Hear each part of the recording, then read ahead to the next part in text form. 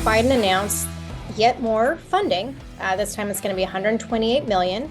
That's going to 186 environmental justice projects that are intended to combat climate change in underserved communities. I'm Stephanie Keith. And I am Tara Manjekovic. And we are unapologetically outspoken. Hey everyone, happy Friday. And this is going to be our third time trying to record this episode. So hopefully this works. So on Tuesday, Biden announced yet more funding. This time it's going to be 128 million. That's going to 186 environmental justice projects that are intended to combat climate change in underserved communities. So the Washington Times reported on Wednesday there's an anonymous senior administrative official in the Biden administration who apparently would not do the interview with reporters without being anonymous, which I find weird. But anyway, this anonymous official said in a press call, quote, "We know that too many communities, particularly low-income communities and communities of color, have suffered unjustly from high levels of environmental pollution while lacking the resources needed to access federal funding. That's why from day one, President Biden has made achieving environmental justice a top priority as a part of the president's Investing in America agenda. We're continuing to advance environmental justice with a sense of urgency because the people of this country are relying on us," end quote. And it was very hard for me to read that with a straight face because President Biden does nothing to invest in America. But anyway, where is this funding going? So here's a few examples. In Jackson, Mississippi, they're going to tear down abandoned buildings to create microparks so that they can reduce flood risk and increase, quote, equitable access to green infrastructure.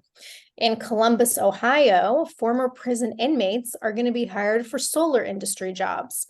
In North Dakota, the Department of Environmental Quality is going to distribute 600 radon tests to 50 low-income households in 3 low-income areas to, quote, fill gaps in radon awareness testing and mitigation, because that's what low-income families are concerned about.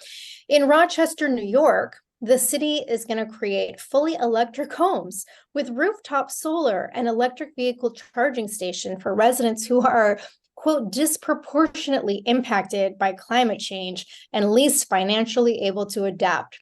So again, is this really what low-income communities need? Solar panels and charging stations for electric vehicles that they can't afford in the first place? Yeah, no kidding. I feel like these low income areas are dealing with record crime. First of all, that needs to be addressed. Sky high food prices. And then we have fentanyl everywhere. I could think of so many other things that money should be spent on. And here's the thing, if we had a ton of extra money lying around, I would be totally fine with that. Go ahead and build your parks or whatever. But we are $33 trillion in debt. Biden should not be allowed to fund any more extra projects or programs until that problem gets addressed. And programs that are not an absolute necessity, like solar panels, should completely be off the table. I mean, this is just idiotic. And I was thinking about the debt the other day, and this is just going on a tangent for a minute, but just bear with me. I was thinking about this $33 trillion in debt and how every single American citizen and every single business here is taxed. Then we take that hard-earned money and it's taxed again when it hits our bank account or paycheck or whatever. Then we take that to go buy something and we pay a sales tax. And then we use that money to buy a home and then we pay property taxes. And if we sell the home and we don't reinvest it in another property, then we pay a capital gains tax. And then when we die, our kids get taxed on whatever we have. It's just so crazy. And I'm sure there's so many other ways in which we get taxed throughout our life. But the point is that the people who are in charge of taking this money and managing it somehow got us into $33 trillion worth of debt. And now they want to spend more money to make green parks and solar panels in underprivileged neighborhoods. This is just crazy. If we had an accountant or an employee that did that with like our money or our business, we would fire them immediately. We wouldn't give them a penny more. But here we're all still paying taxes to the government that's completely mismanaging the funds. It's crazy. Yeah. Yeah, and we'd also probably sue the fuck out of them for mishandling the funds, and they probably get thrown in jail for the way they misappropriate things. But as speaking of electric vehicles, I want to talk about some of the fun stuff that's happening in Europe. So, a report came out in the Telegraph last week about how electric cars in Europe are becoming uninsurable because of the price of battery repairs and replacements. So, according to Jonathan Hewitt, he is chief executive of Thatcham Research. There's currently like no way of understanding whether a battery has been compromised or damaged when an electric vehicle gets in a minor accident like a fender bender. And he said, quote, "The battery is an extremely expensive component of an electric vehicle. And until we find efficient ways of dealing with it, we have the challenge of high premiums for electric vehicles, which nobody wants. The threat of thermal runaway means that catastrophic fires can take place if the cells of the batteries have been damaged in a collision. What we're struggling to understand at the moment is how we approach that diagnostic technique. It's like a doctor trying to understand what's wrong with you without any notes or an x-ray," end quote. And then the article goes on to talk about how like several insurance companies in the UK have basically just like stopped providing insurance for electric cars. And then for those that do still provide insurance, the cost is sky high.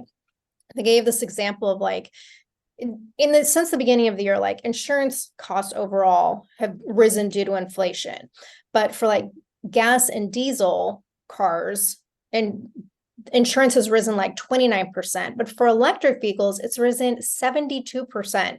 And on average, people are paying a minimum of 100 euros a week for coverage, which is the equivalent of like $105 a week in the United States. So that's over $5,000 a year to insure an electric vehicle, when on average, a gas or diesel vehicle is like $2,000 or less. And then if you do get in an accident, government guidelines in the UK suggest that electric vehicles with damaged batteries need to be, quote, quarantined away from other cars because of the risk of battery fires. So when an electric vehicle goes in for repair, they have to keep them like 50 feet away from other cars in case they explode. And so this research company is reporting that insurers would need to spend over 9 million euros, which again, 900 million euros, which again is over $900 million a year on quarantine facilities for damaged electric vehicles as a result of required safety measures that are going into effect in the UK by 2035. And according to this article, the London Fire Brigade has already warned that fires involving lithium batteries are the fastest growing fire risk in London. They responded to 87 electric bike fires and 29 electric scooter fires last year. And in Paris, France, the transport operator withdrew 149 electric buses from operation after 2 of them caught fire in separate incidents.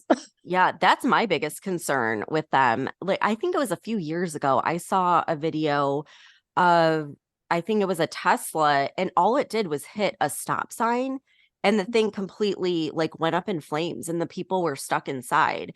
And then there were like all these articles that were saying how these fires are like really common and they're trying to figure it out, but it's just the battery can get so hot. And I was thinking like, and then you're putting it in your garage and charging it, which is attached to your house. Like, there's no way, until I was absolutely sure they fixed that, there's no way I'd be getting an electric vehicle. Exactly. And like, I guarantee that the more these fires come up with these batteries and more explosions, the more home insurance is also going to go up for people who have them and keep them in garages. It's going to be like, renters with pit bulls, or like, certain breeds of aggressive dogs, where housing companies won't rent to them unless they pay more. And then like some places won't allow them at all because of liability. And maybe that sounds like a stupid comparison, but I believe that's where we're headed with the fucking electric cars. It's already happening. There's insurance companies that houses did set on fire, and they're not paying it. They're not paying the insurance money because the charging station that was set up was not properly set up, because a lot of people will just get the dryer Oh yeah. outlet because it's Mhm. cheaper. And then I guess the insurance company doesn't cover it. So then you're screwed. Yeah, Crazy. it's crazy. And then like aside from the insurance issues, like here in the United States, there's more and more research coming out about the real cost of electric vehicles and what this is going to mean for residents of states with the total like climate crisis tyranny governors who want to turn their blue states green and get rid of gas-powered cars. So let's look at Colorado, for example, because the Washington Examiner just published an article a couple days ago. There was a new research report called Colorado's Energy Future, the High Cost of 100% Electric Vehicles. And according to this report, if the governor of Colorado, Jared Polis, he has this plan to like convert to 100% renewable electricity, have like all electric residential space heating and light duty transportation and electric vehicles. And if Colorado does this, the report is saying that Colorado residents will pay $695.3 billion through 2050, which would result in the typical Colorado resident paying an average monthly electricity bill, Stephanie, of $907. Oh, $907, wow. up from like 180 was like the typical bill in 2021, and I'm guessing by now it's probably 200 or 300, but not almost $1,000. And the report states that the high costs for energy are related to the need for like this massive and rapid overbuilding of new wind and solar facilities that are needed to bolster the grid and ensure enough energy is supported to like generate heating people's homes and sufficiently charging their electric cars. Yeah, and we talked about it on a previous episode where instead of building all these solar farms, if they just built trees on that land instead, it would be better for the environment and it would clean the air. And I wonder if that's why my electric bill is so high. Like everyone in my neighborhood is talking about how it's like quadrupled since we moved in. And it's probably because of stuff like that that they're doing. But, aside from just the cost, it's not practical to have these electric vehicles. Like if I'm driving long distance, which I do a lot, we go on a lot of little like family, weekends away and stuff. I want to be able to quickly stop and fill up my tank. I don't want to have to drive around like off the interstate, finding a charging station only to have to sit there and wait a minimum of 30 minutes while the thing charges up, maybe more. Like they need to work on that, work on the technology, work on the grid before they implement any goals. They have this whole thing backwards, and it's just crazy that people are spending that much money on their electric bill to pay for it. Yeah, and that's like what you just said with the driving long distance. That's if there's even a charging station available. Like, remember we did that podcast a couple months ago about fucking Jennifer Granholm's entourage making this family with the baby wait to charge their electric vehicle, and it was like the middle of summer during a heat wave Yep. because they were holding the charging station for her. Like, I wouldn't be surprised if they implement VIP charging stations so like wealthy people won't have to wait with the peasant class to fuel their cars. But I want to talk a little bit more about the financial side of electric vehicles because here was another report I found interesting. So on Wednesday, Fox News reported that the Texas Public Policy Foundation published an analysis by energy experts this week, concluding that electric vehicles are basically indeed a financial sham, and that the only reason that they're remotely affordable right now is because of extreme government subsidies.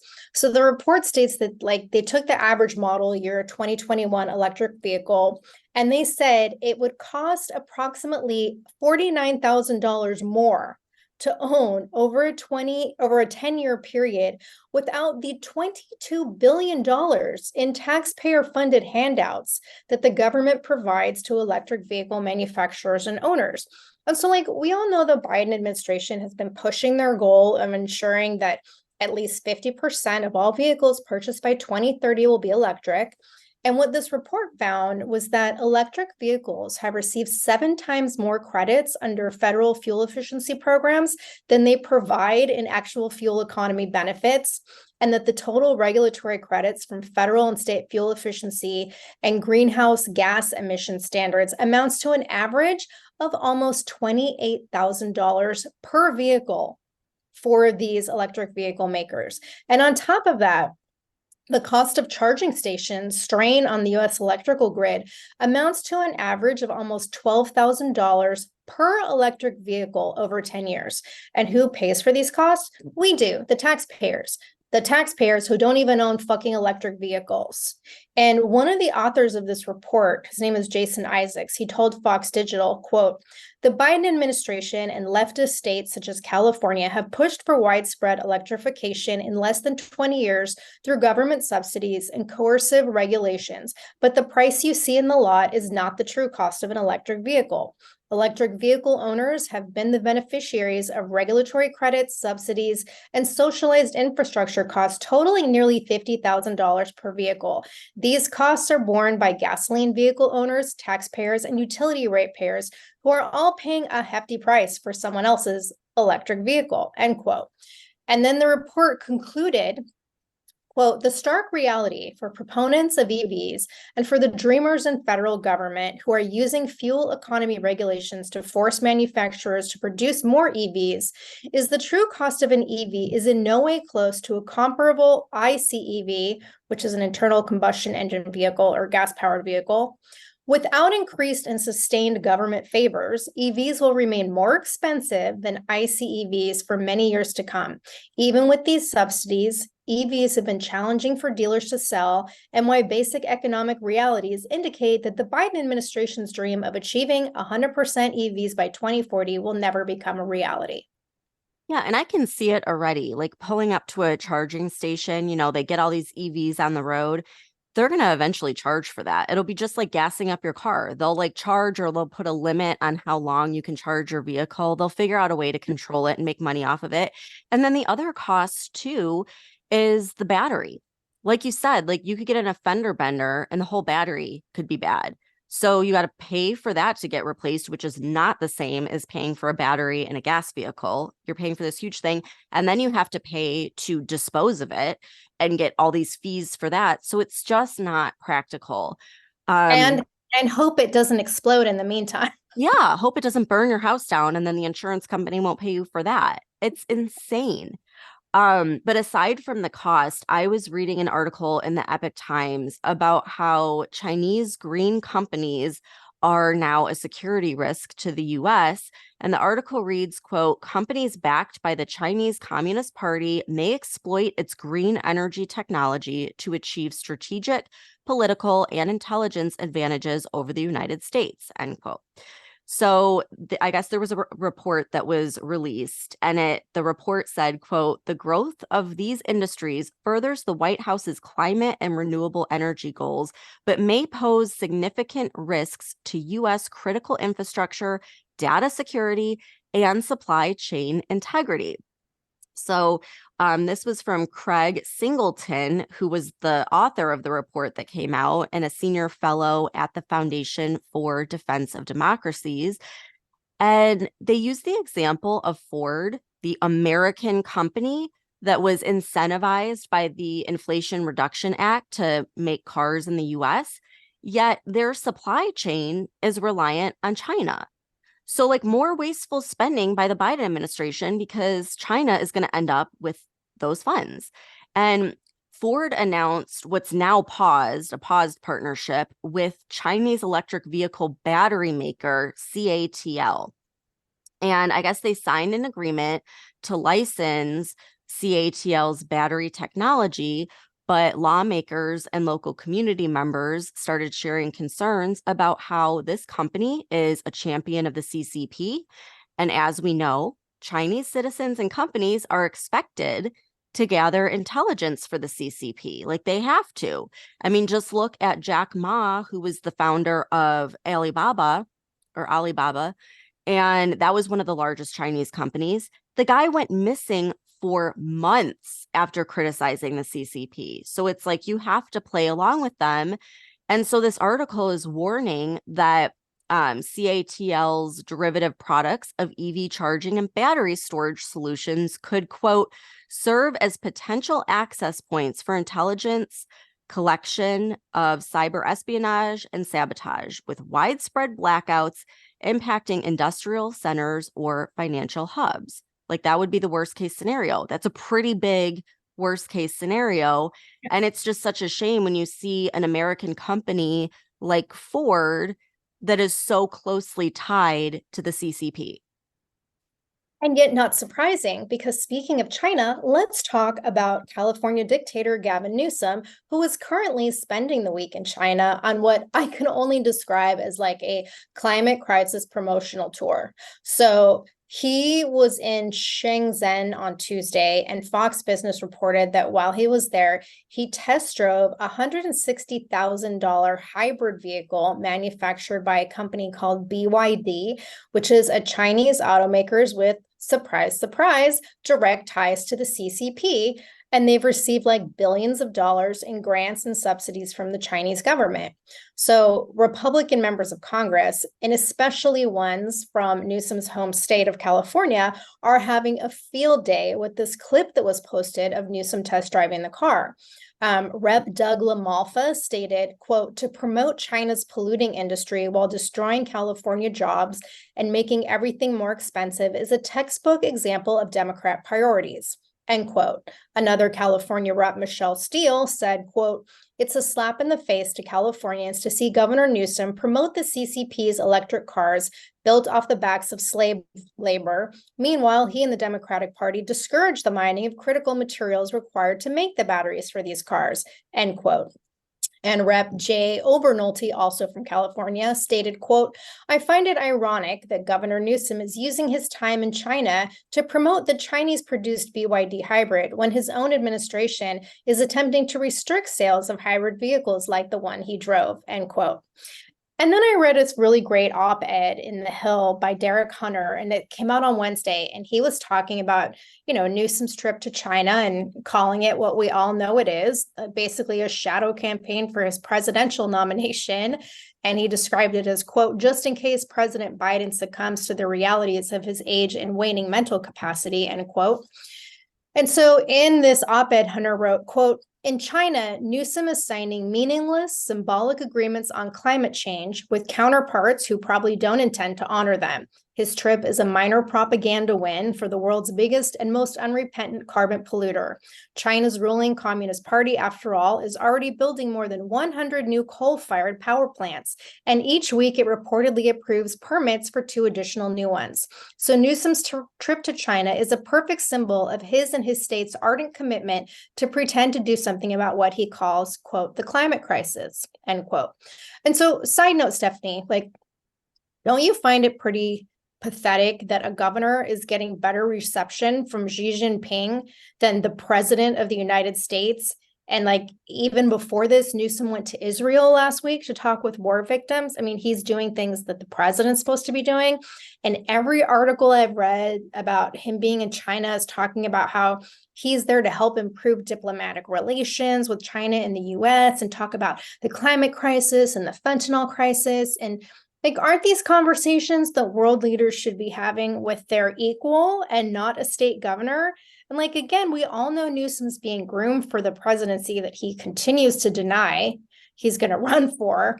And it's like, come on already. We know what the fuck is happening here. And like, I don't mean to go off on a tangent, but this whole fucking game being played by the left is getting old. Newsom doesn't give a fuck about climate change or the fentanyl crisis. And this trip to China has nothing to do with any of that. Yeah, I think it's crystal clear, and of course he's not going to admit it because they're waiting. They're waiting until Biden is either no longer here or hospitalized because he's clearly like on the verge.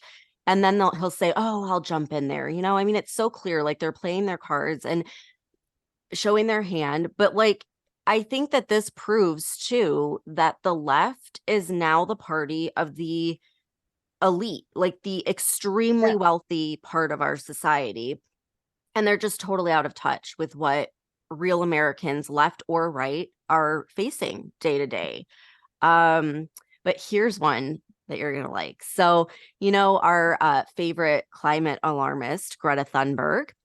Well, she posted on X, quote, "The world needs to speak up and call for an immediate ceasefire, justice, and freedom for Palestinians and all civilians affected," end quote.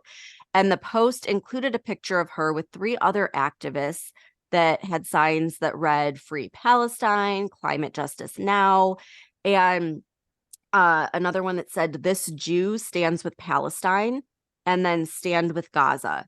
And it ended up getting deleted because in the photo included a blue octopus that had a frowning face and was sitting on one of the activists' legs. And apparently, like, they said that they didn't realize that that is viewed as an anti-Semitic symbol. So anyhow, Israel's X account, which is managed by the Middle Eastern country's Ministry of Foreign Affairs, fired back saying, quote, Hamas doesn't use sustainable materials for their rockets, which have butchered innocent Israelis. The victims of the Hamas massacre could have been your friends. Speak up. And you know what? They make a great point because Little Miss Climate Change doesn't like pollution. Yet just last month, she was in Ukraine to support the war. And now she's in support of Hamas, who's using rockets that sure as hell aren't good for the planet. And it's just funny how in the minds of these climate activists, it's okay to destroy the planet in war, but it's not okay to drive a gas vehicle. And I think it just points out how like none of this is really about the environment. It's more just them being like young kids who hate the world and need an outlet to express their rage. And those festival goers that were massacred by Hamas probably would have been the type of people that would follow Greta, is like they were all, you know, these young, like hippie type kids. And, you know, for her to just completely dismiss that is terrible. And I'm glad she deleted the post because it shouldn't be up there. But anyhow, like after that, there is this viral video going around and it's not real. It's like a deep fake. It's meant for satire, but I have to play it because I was laughing so freaking hard when I heard this. And it's basically like a deep fake of Greta Thunberg talking about sustainable weapons of war, which is actually probably something stupid she'd say, but it is just like for satire purposes. So listen to this. It's always bad, specifically for the planet. If we want to continue fighting battles like environmentally conscious humans, we must make the change to sustainable tanks and weaponry. There are so many new concepts for battery-powered fighter jets that can carry many more missiles, biodegradable missiles, of course. Something literally everybody can do to stop this nonsense is, for example, block the roads to gardens and farms so the plants don't get overrun by these heavy, heavy tanks. Hand grenades, very important. If you use hand grenades, please use vegan grenades. No animal should have to give their life for all this mayhem and chaos. They have a special sticker on them. You really can't miss them in the grenade market or wherever you buy them. Yeah, I cover all of this and more in my newest book, Vegan Wars. Vegan grenades. When I first saw that video, I like thought it was real because she's so stupid. She probably would say stuff like that, but I just had to play that for everyone because it's like you have to poke fun at this stuff, otherwise it'll just drive us mad. But yeah, like the girl who's all about climate change really is, you know, over there talking with Zelensky in Ukraine and all for these rockets and missile launches. Yeah, okay. Since you brought that up, and like the whole Israel-Hamas war, I saw this in the Washington Times on Wednesday. So I know we've talked about this chick before, Abby Vetch. She's one of like the millionaire leftist wackos from the Sierra Club. Well, she and former Wall Street Journal meteorologist Eric Holthouse apparently did an interview in this online publication called Currently. And they claimed that the deadly conflict between Hamas and Israel is connected to climate justice, because it has to do with the purported 2 degrees Celsius rise in global temperature. Like, wow. What the fuck? Like, seriously, these people are so out of left field with the climate shit. Like, I guarantee you, if this Eric dude got a bad blowjob, he'd blame it on fucking climate change. He probably would. You're right. And okay, so now let's talk about the power grid. You know, the one we already mentioned we don't have the infrastructure for, because for any of you that still have doubts about the ability for America to exist on electricity without oil and gas, Just the News recently reported there's a brand new report from the International Energy Agency that concludes that the size of the global electricity grid is going to need to double by 2040 in order to reach the global emissions reductions target that is in line with the Paris Agreement. So what that means is that the world is going to need to either refurbish or add 50 million miles of new transmission lines within the next 17 years. And that's the equivalent of circling the equator more than 2,000 times. And so the IEA, International Energy Agency, is also estimating that global investments in transmission capacity will need to double to 600 billion per year by 2030 in order to reach this goal. So how does this impact us here in the US? Well, we already talked about the Colorado example, but let's talk about the country as a whole. So last week, Biden announced more money, $3.5 billion that would be going to 58 different infrastructure projects across our country. And of course, our idiotic Department of Energy Secretary, Jennifer Granholm, stated that this will be, quote, the largest ever direct investment in critical grid infrastructure, supporting projects that will harden systems, improve energy reliability and affordability. Almost couldn't say that word, all while generating union jobs for highly skilled workers, end quote. But what's the real cost of this? So here in the United States, we currently have 240,000 miles of high voltage transmission lines. That's not accounting for like local lines. If that amount were to be tripled, it would equal 720,000 miles of high voltage lines that would need to be built. So according to Xcel Energy, which is actually my power company in Texas, an overhead high voltage power line costs approximately $2 to $2.5 million. So based on this lower estimate of 720,000 miles of power lines, that would require an investment by our government of $1.44 trillion. Again, money we don't have. But I mean, what's another trillion for the debt? You know, it's like just a little over $1 trillion. Like, it's so aggravating. And then what? Like, these power lines are just going to end up getting blown up because he's putting us into World War III. So it's like, get your priorities straight. And with inflation being so bad, like we already talked about this, like no one is in a position to buy an electric vehicle or an electric stove or any of the other nonsense that this administration is pushing. Yeah, it's ridiculous. And then there's all of the other costs, right? There's a very complicated permitting process involved. The article was talking about how when a transmission line runs for hundreds of miles, it often crosses a combination of state lines, federal and state lands, local jurisdiction, tribal lands, private land. And like all of this requires different regulations and different approval processes. And then a lot of the time they receive opposition from environmentalists, ironically. So getting permits and going through lawsuits can take years. And the article gave the example of there's a $3 billion 700-mile trans-west transmission line, which is intended to connect this large wind farm in Wyoming to consumers in other states.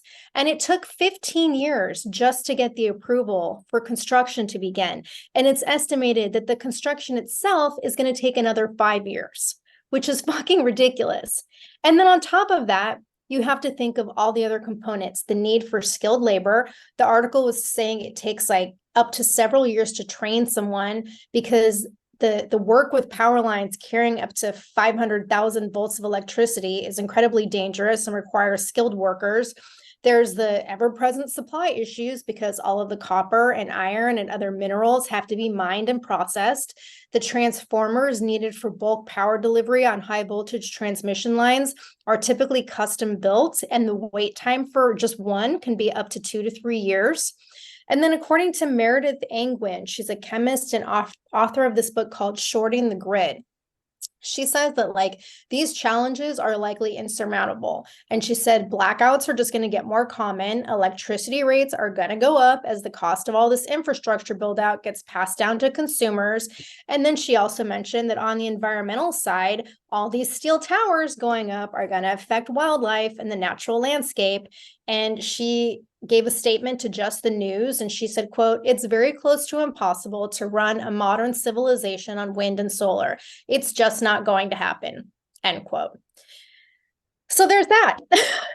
Well, yeah, and I feel like the electric bills of, all of the citizens of the country are going to be as much as their mortgage by the time this is all set up. Yeah. And when you combine that with, what we talked about earlier this week with inflation and how they're talking about how, especially with what is it called? Why am I blanking on the word? Not inflation, interest rates. Yes. Yeah. Interest rates going up. Mhm. Like that's what were we saying? Like it could take up to 40% of someone's paycheck. So you Yep. want to live in this green world where you're not going to be able to afford to live. 15-minute cities. 15-minute cities, yeah. But on a completely different topic and on what we can hopefully call a positive highlight to end the week, we finally have a House Speaker. And I guess Speaker Pro Tempore McHenry was correct when he predicted we would have someone by the end of the week, because I didn't believe that would happen. And I admit that I was wrong. And I thought our shit show Congress would not be able to get their shit together quickly enough to make that happen. But they did. So, Stephanie, what do we know about Mike Johnson from Louisiana? And doesn't it seem like he was chosen fairly easily? Yes. And I'm like you. I was like, there's no way that they're going to get a speaker in by the end of the week. I'm glad we have a speaker. But in the beginning, I was super skeptical because this guy went from being nominated to selected in like a day and unanimous consent. And I was like, what's going on here? So I actually found a clip of Matt Gaetz on Steve Bannon's War Room podcast where he explains like how the whole process happened. And you're not going to believe how it all went down. So I'm just going to play it. It's kind of a long clip, but it's very interesting. Emmer agrees that he's going to have his shot, but that it's going to be quick. So we get that through the gestation system early yesterday. So as Emmer is withdrawing, Mark Molinaro, a moderate New York freshman Republican, stands up at the microphone and says, well, instead of restarting this process and having a candidate forum and sending everybody home for a good cry, let's just take a non-binding poll on where people would be on the person who came in second to Tom Emmer. And that was Mike Johnson. And Elise Stefanik said, well, that's against the rules. The rules don't contemplate it. We can't do that. And brilliantly, Mark Molinaro says, then I move for unanimous consent that the rules be waived and we take a poll on whether or not Mike Johnson could be our speaker nominee. And guess who objects to that unanimous consent request? Kevin McCarthy. Who was that? Kevin McCarthy stands up and erupts and says, I object to doing a roll call on Mike Johnson. And Mike Johnson was exasperated. All the times Johnson had voted for McCarthy, had carried his water, maybe even voted for some bills he didn't like because he was working toward the Republican conference's stated objectives under McCarthy. And here was the thing. It showed everyone that it was actually McCarthy who was working to knife Scalise. It was actually McCarthy who was working to knife Jim Jordan. It was McCarthy working to knife everyone. And he hadn't yet figured out a way to knife Mike Johnson. And so he was worried that there was going to be this great unifying moment, and he scuttled the unifying moment. So because of McCarthy's objection, we had to have this 3-hour delay. And, candidates announce again, have another forum. And guess what happens during that delay, Steve? Patrick McHenry runs to the House floor, opens it up out of recess, and then adjourns till noon today. Now, why did he do that? Because they were setting up a play to block Mike Johnson with write-in votes in the intra-conference process for Kevin McCarthy. They were promising people hearings on their favorite legislation, passage of bills. I heard people promised, maybe you'll get a chairmanship. And the play was for McCarthy to return as speaker, and then Jim Jordan to be the deputy speaker in some sort of like Dwight Schrute assistant to the regional manager posture. And that would have been debasing to Jordan, someone I like a great deal, and it would have been empowering to McCarthy. So Garrett Graves and all these people are working to try to effectuate this return of McCarthy. And they're telling us they're going to be 100 votes for McCarthy on the write-in. You know how many there were? 33. On the first write-in. So they flame out terribly. Mike Johnson's gaining momentum. Ultimately, McCarthy gets 43 to vote for him on a secret ballot, but Mike Johnson gets a majority. And then he says, you know what I want? I want a roll call vote. so that those 43 would have to announce themselves as being for a candidate who wasn't even running instead of a unifying force like Mike Johnson. And when we called for the roll call, do you know how many people voted for Kevin McCarthy? 0. He went from zero. So he went from promising 100 votes to delivering 43 to 0 willing to vote for him. And everyone in the room knew at that moment that I wasn't the force for chaos. I wasn't causing disunity. That for the last 3 weeks, the reason the House of Representatives has been paralyzed is because for his own selfish gain, Kevin McCarthy was sabotaging the candidacy of anyone else because he was plotting a return. And Wow. Mm. So basically, even though Kevin McCarthy said he wasn't running, he absolutely was in secret, making all these side deals with people to vote for him. He was a little weasel trying to sabotage this whole thing the entire time. And I am so glad he got called out on it. And his friends like Scalise could see that he completely stabbed them in the back. And thankfully, the drama is over. And what I saw in the announcement room was a room full of Republicans that were smiling, they were unified, they were like praying together, and they just seemed ready to get to work and be done with all of this. So Emmer gave a speech where he said that from the outside, it probably looked like complete chaos and confusion with no end in sight. But from his perspective, it was one of the greatest experiences in recent history of the Republic. He said that throughout history, speakers' races were done behind closed doors with political promises and tyrannical threats for those who didn't fall in line, similar to what McCarthy got caught doing. But that this race under a Republican majority was open, honest, and transparent. He said, I feel like we can read between the lines here that Kevin McCarthy, like, I think it's completely out in the open now to all of his little buddies that he is completely part of the deep state. And that may have gone unchecked for decades, but I think that this was the first step in stopping it and like calling it out and just showing it for not only the House to see, but for the entire public to see. And like, that's really what politics is all about, like debating and fighting for the will of the people, not the will of career politicians. And once again, Matt Gaetz, like, holy shit, this guy was right the whole time. And he has taken big risk after big risk. And again, like, this could have been a complete disaster, but I think it worked out for the best. And like I said, I was skeptical of Johnson because I don't know much about him. He has that look of like a typical politician, but I guess he's a constitutional attorney. And I watched his speech. And if you guys have a chance, it's only like 15 minutes. I would watch it. I actually got like a really good feeling from it. He immediately showed support for Israel and also made a pledge that they would help support Israel.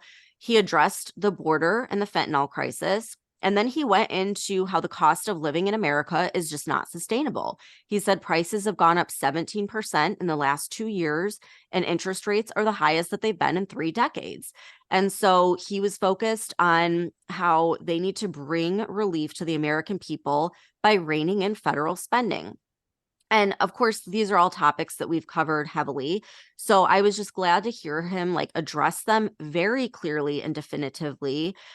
He talked about the 7 core principles of our nation since its founding, which are individual freedom, limited government, the rule of law, peace through strength, fiscal responsibility, free markets, and human dignity. And he ended with making it known that this speaker's office will be decentralizing power. His office, he wants his office to be known for accountability, trust, and transparency. And I have to say that, you know, I didn't know what to think of him in the beginning, but he is so well spoken and so good at building rapport.